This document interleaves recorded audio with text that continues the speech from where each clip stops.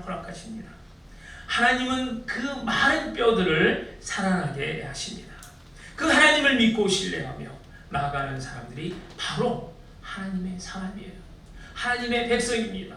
그 사람들이 바로 그리스도인입니다. 그 사람들이 바로 저와 여러분입니다. 바로 우리예요. 그 사람이 바로 하나님의 비전을 가진 사람들입니다. 두 번째는 이 부흥으로의 회복입니다.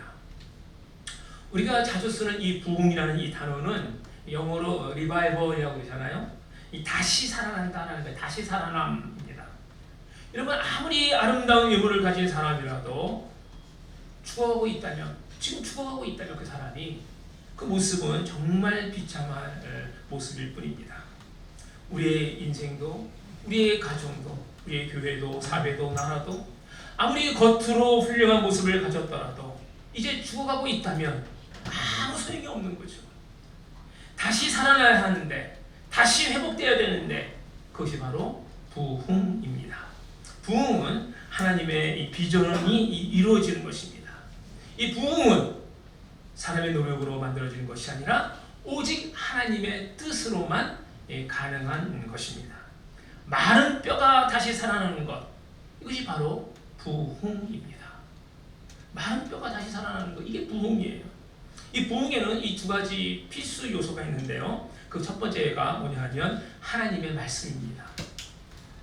에스겔은 하나님의 에스겔에게 하나님의 말씀을 대언하라고 이렇게 명하십니다. 4절, 6절 말씀을 다시 한번 읽도록 하겠습니다.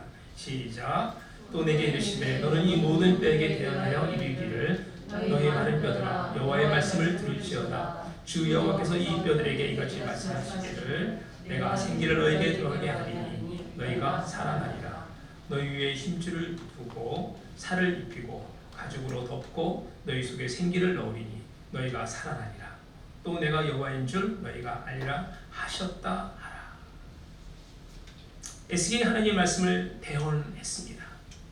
하나님의 말씀을 대언하자 놀랍게도 사방에 흩어진 마른 뼈들이 각기 제 자리를 찾아서 붙기 시작합니다. 그리고 힘줄이 붙고 살이 입혀지고 가죽이 덮이면서 제 형태를 찾는 그 놀라운 기적이 일어나는 것입니다. 여러분, 이것이 무엇을 의미합니까? 하나님의 비전은 하나님의 말씀을 통하여 이루어진다는 것을 보여주고 있는 것입니다. 말씀하니까, 하나님의 말씀이 임하니까 이런 기적이 일어나는 것이죠. 우리 무너진 인생, 절망적인 우리의 이 상황의 이 회복은 하나님의 말씀을 통하여 이루어지는 줄 믿습니다. 하나님은 말씀으로 우리가 살고 있는 이 세계를 창조하셨어요. 하나님의 말씀은 무에서 유를 창조하고 혼란에서 질서를 만들어내며 절망에서 기적을 이루어내는 힘이, 능력이 있는 것이죠. 절망적인 현실을 회복하는 비결은 바로 하나님의 말씀에 있습니다. 그래서 마른 뼈같이 절망적인 상황에 있는 사람일수록 하나님의 말씀을 들어야 하고 또 읽어야만 합니다. 여러분, 안 믿는 사람에게 말씀 지금 하는 것이 아니라 믿는 사람들을 말하는 겁니다. 힘들고 괴로운 상황에 직면할 수 있도록 우리는 하나님의 말씀을 붙잡아야 하는 것입니다. 여러분, 바쁜 사람일수록 깊은 절망에 빠진 사람일수록 더욱 정신을 차려야 돼요. 너무 바빠서 말씀 못 읽는다. 정말 깊은 절망에 빠져서 도저히 말씀조차도 읽을 수 없다. 그런 사람일수록 더 하나님의 말씀이 필요한 것입니다. 가끔 우리는 말씀을 듣고 싶지 않을 때가 있죠. 읽고 싶지 않을 때가 있어요. 뭐 그럴 수 있습니다. 그런데 여러분, 바로 그때가 더욱 하나님의 말씀을 들어야 할 때인 것이죠. 우리는 온 힘을 다하여 하나님의 말씀을 들어야 합니다. 마음을 활짝 열어 그 말씀을 받아들여야 합니다. 그래야 살 수 있는 거예요. 그래야 하나님의 백성은, 그래야 이 그리스도인들은 살아갈 수 있는 것입니다. 살아갈 수 있는 유일한 길인 것입니다. 말씀이 없으면 죽습니다. 우리 심령 가운데 말씀이 없으면 우리는 죽어요.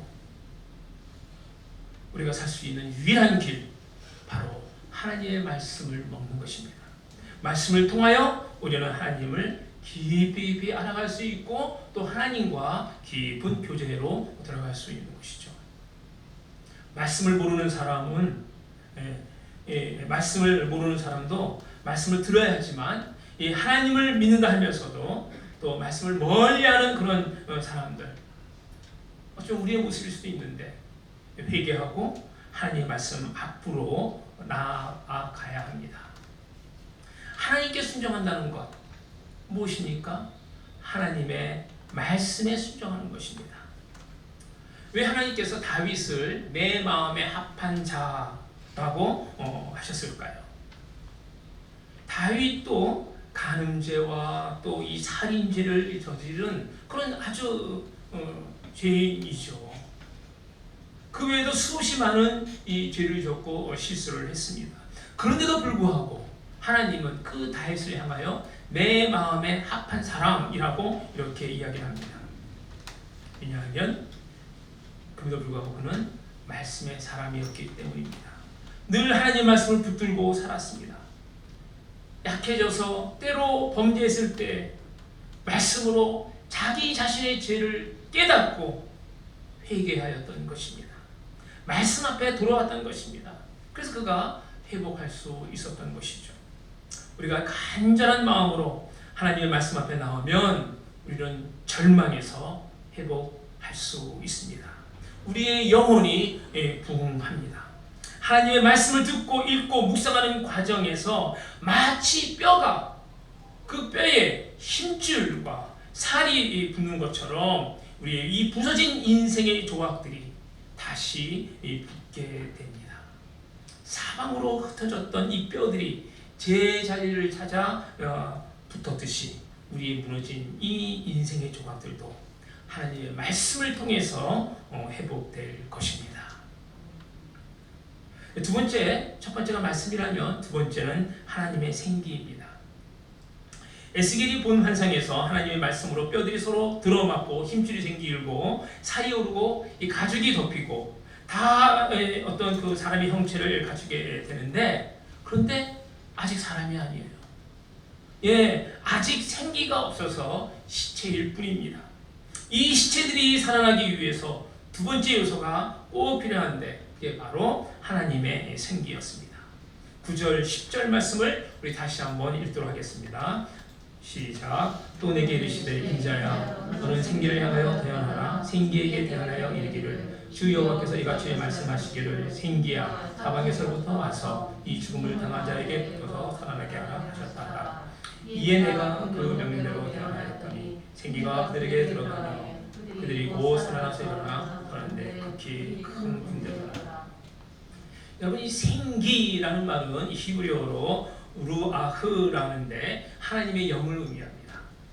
이 단어는 하나님께서 태초에 천지를 창조하실 때도 쓰여졌는데 창세기 1장 2절에 같은 단어가 쓰여졌어요. 1장 2절에 땅이 혼돈하고 공허하며 흑암이 깊음 위에 있고 하나님의 영은 수면 위에 운행하시니라. 여기서 하나님의 영을 할 때 바로 루아흐 이 단어 생기라는 단어가 쓰여졌다는 것이죠. 또 하나님께서 처음 사람 만드셨을 때 흙으로 형체를 다 만드신 다음에 하나님의 생기를 불어 넣으셨습니다. 그때 비로소 인간은 숨을 쉬는 어떤 그 생명체가 되었던 것이죠. 창세기 2장 7절 말씀에 이렇습니다. 함께 읽죠. 여호와 하나님의 땅의 흙으로 사람을 지으시고 생기를 그 코에 불어 넣으시니 사람이 생명이 되니라. 많은 뼈들에 하나님의 영이 들어가니까 이들이 다시 살아서 군대가 됩니다. 이제 하나님의 명령에 복종해서 나아가 싸울 준비가 된 것입니다. 군대라고 했으니까요. 그것도 군인마다 각각 싸우는 것이 아니라 개인적으로 싸우는 것이 아니라 공동체적으로 군대로서 함께 싸우는 것입니다. 그런데 에스겔 37장 11절에 하나님은 이 뼈들이 누구냐 하면 곧 온 이스라엘 족속이다. 이스라엘 온 족속이다 라고 이렇게 말씀합니다. 11절 또 내게 이르시되 인자야 이 뼈들은 이스라엘 온 족속이라. 온 족속이라. 이들은 분명히 이스라엘 온 족속인데 왜 이들이 뼈가 마르고 소망이 다 없어져 멸절되기까지 한 것일까요? 그것은 하나님의 백성이면서 하나님과 그분의 말씀을 멀리하고 교만하여 자기 스스로를 주인으로 삼았기 때문인 것입니다. 그들은 말로만 하나님의 이 백성이었지 실제로 하나님을 섬기지 않았습니다.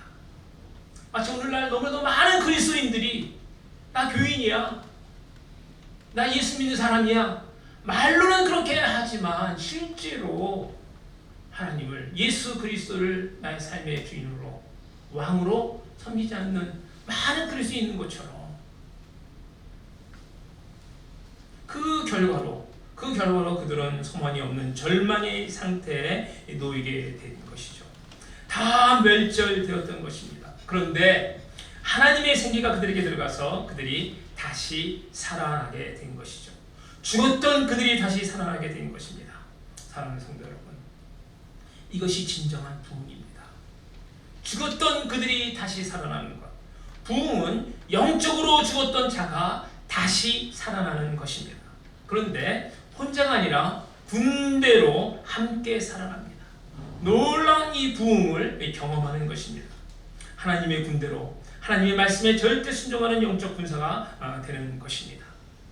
하나님의 영광을 위해, 하나님의 나라를 위해 싸우는 진정한 그런 군사, 진정한 이 부흥이 있었던 것이죠. 여러분, 우리 교회 위에, 우리 역사는 하나님의 교회 위에 이처럼 진정한 이 부흥이 있기를 축복합니다.